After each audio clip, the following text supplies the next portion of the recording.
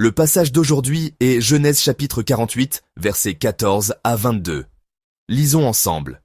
Israël étendit sa main droite et la posa sur la tête d'Éphraïm, qui était le plus jeune, et il posa sa main gauche sur la tête de Manassé. Ce fut avec intention qu'il posa ses mains ainsi, car Manassé était le premier-né. Il bénit Joseph et dit : Que le Dieu en présence duquel ont marché mes pères, Abraham et Isaac, que le Dieu qui m'a conduit depuis que j'existe jusqu'à ce jour, que l'ange qui m'a délivré de tout mal, bénisse ses enfants, qu'ils soient appelés de mon nom et du nom de mes pères, Abraham et Isaac, et qu'ils multiplient en abondance au milieu du pays. Joseph vit avec déplaisir que son père posait sa main droite sur la tête d'Éphraïm. Il saisit la main de son père, pour la détourner de dessus la tête d'Éphraïm, et la diriger sur celle de Manassé. Et Joseph dit à son père : Pas ainsi mon père, car celui-ci c'est le premier-né, pose ta main droite sur sa tête. Son père refusa, et dit : Je le sais mon fils, je le sais. Lui aussi deviendra un peuple, lui aussi sera grand, mais son frère cadet sera plus grand que lui, et sa postérité deviendra une multitude de nations. Il les bénit ce jour-là, et dit : C'est par toi qu'Israël bénira, en disant : Que Dieu te traite comme Éphraïm et comme Manassé. Et il mit Éphraïm avant Manassé. Israël dit à Joseph : Voici, je vais mourir, mais Dieu sera avec vous, et il vous fera retourner dans le pays de vos pères. Je te donne, de plus qu'à tes frères, une part que j'ai prise de la main des Amoréens avec mon épée, et avec mon arc. Amen. Le passage d'aujourd'hui nous montre Jacob, sur son lit de mort, bénissant les deux fils de Joseph, Manassé et Éphraïm. C'est dans ce contexte que nous allons chercher à comprendre ce que Dieu veut nous dire à travers cet événement. J'espère que ce sera un temps précieux pour nous tous. En méditant sur ce passage, je voudrais partager 3 points avec vous. Le premier est que la volonté de Dieu est plus importante que les traditions humaines. Le deuxième est que la source de la bénédiction est Dieu. Et le troisième est que cette bénédiction se transmet. Je voudrais donc développer ces 3 points. Premièrement, la volonté de Dieu prime sur les traditions humaines. Voyons d'abord comment la situation se déroule. Jacob pose ses mains sur la tête des deux fils de Joseph. Mais une scène plutôt étrange se produit. Jacob croise ses mains pour les poser sur la tête de Manassé et d'Éphraïm, qui se trouvent au-devant lui. Il intervertit donc sa main droite et sa main gauche. Pourquoi cette situation est-elle si particulière ? C'est à cause du droit d'aînesse. Dans les sociétés anciennes, le fils aîné jouissait de privilèges particuliers. Il recevait une double part de l'héritage et devenait le chef de la famille, succédant à son père. Il avait donc le droit de recevoir la bénédiction patriarcale. Bien sûr, ce n'était pas seulement un droit. L'aîné avait aussi des devoirs à assumer. C'est pourquoi le droit d'aînesse était une position qui conférait à la fois des privilèges et des responsabilités. Et lors de la bénédiction de l'aîné, on utilisait la main droite. La main droite symbolise la force, la puissance et l'autorité. Ainsi, poser la main droite signifiait conférer l'autorité en disant « Tu es le premier-né, et désormais le chef de notre maison.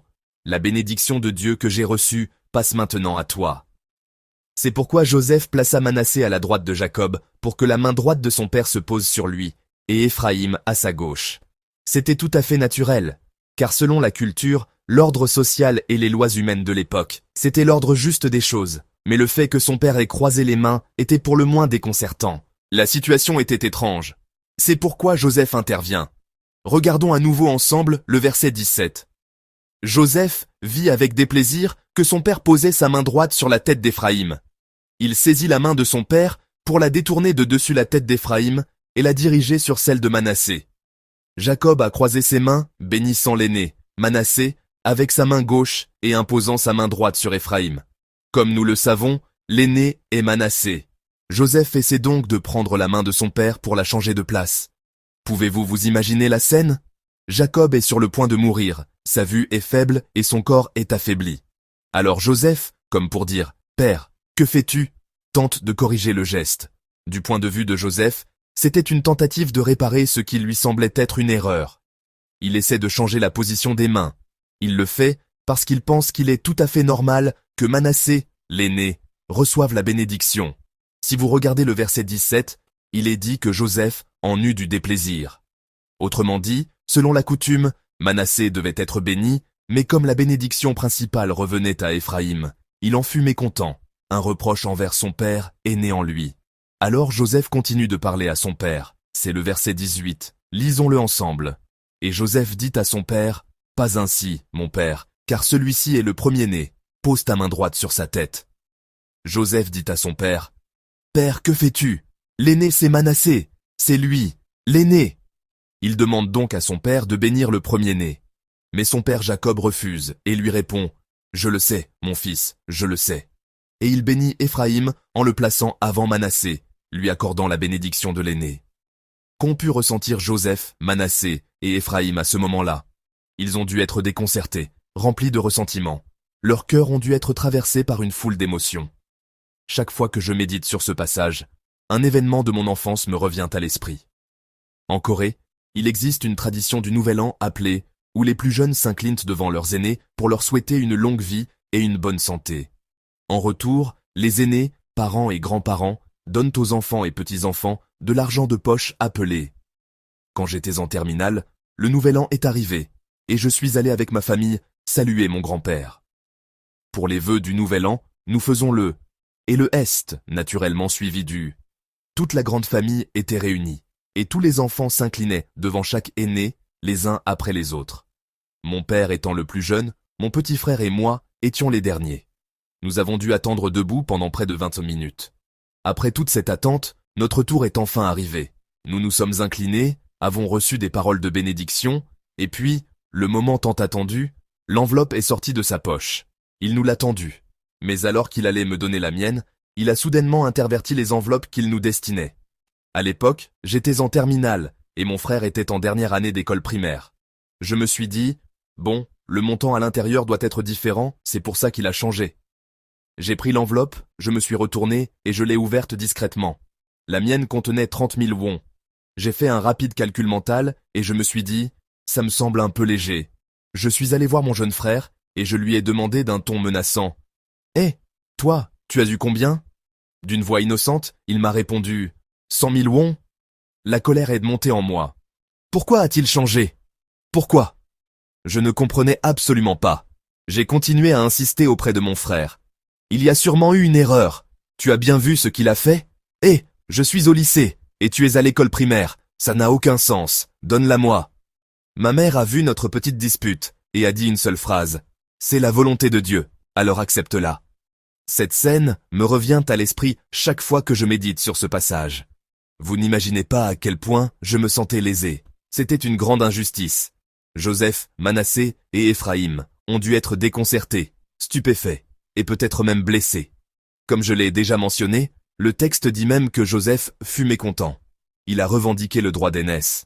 Sa réaction était, en réalité, tout à fait légitime. Mais il s'est soumis à la volonté de son père.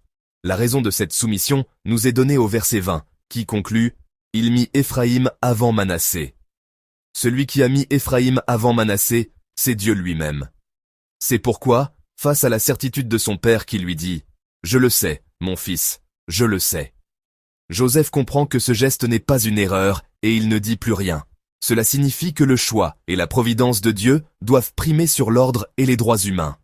La souveraineté de Dieu doit passer en premier. De même, nos vies ne doivent pas être guidées par nos droits et nos calculs, mais par la volonté de Dieu. Le sens originel du mot hébreu pour croiser au verset 14 n'est pas seulement entremêler, mais aussi agir avec sagesse, être prudent. Cela signifie que Jacob n'a pas agi par caprice, ni par erreur. Il a croisé ses mains avec sagesse. Jacob connaissait la volonté de Dieu et a agi avec prudence. Il y a des moments où nous voulons que nos propres plans se réalisent. Il y a des moments où nous pensons « c'est comme ça que ça doit se passer ». Nous nous accrochons alors à nos droits et nous nous obstinons dans notre volonté. Mais Dieu dépasse nos calculs. Même dans de telles situations, si Dieu nous montre que c'est sa volonté et non la nôtre, nous devons suivre le choix qu'il fait pour nous. Nous devons reconnaître ce qui est conforme à la volonté de Dieu et la suivre. J'espère que vous et moi nous souviendrons de cette vérité. Deuxièmement, la source de la bénédiction est Dieu. Dans les versets 15 et 16, Jacob confesse « Que le Dieu en présence duquel ont marché mes pères, Abraham et Isaac, que le Dieu qui m'a conduit depuis que j'existe jusqu'à ce jour, que l'ange qui m'a délivré de tout mal, bénisse ses enfants. » Autrement dit, c'est Dieu qui bénit. C'est en déclarant que Dieu est la source de la bénédiction qu'il bénit ses petits-fils. Si nous regardons la vie de Jacob, nous voyons à quel point elle a été difficile. Pourtant, il reconnaît que son existence s'est déroulée entièrement sous la grâce de Dieu, que Dieu a été avec lui, qu'il a vécu sous sa grâce et sa protection. Il y a eu de grands tournants dans sa vie. Nous avons médité sur ceux de la vie de Joseph, mais en réalité, la vie de Jacob n'a pas été moins mouvementée. Il a dû fuir la colère de son frère Ésaü. Il est devenu un fugitif, a souffert des tromperies de son oncle Laban, s'est marié, et a connu la douleur de croire son fils mort. Il a également souffert de la faim durant une terrible famine, et son voyage en Égypte n'a pas été facile.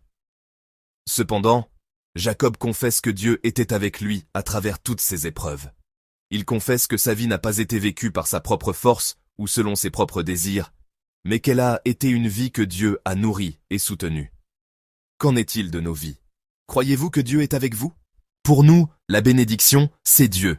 La bénédiction ne vient pas d'une personne, d'une circonstance ou d'une relation. Elle vient uniquement du Dieu qui est avec nous.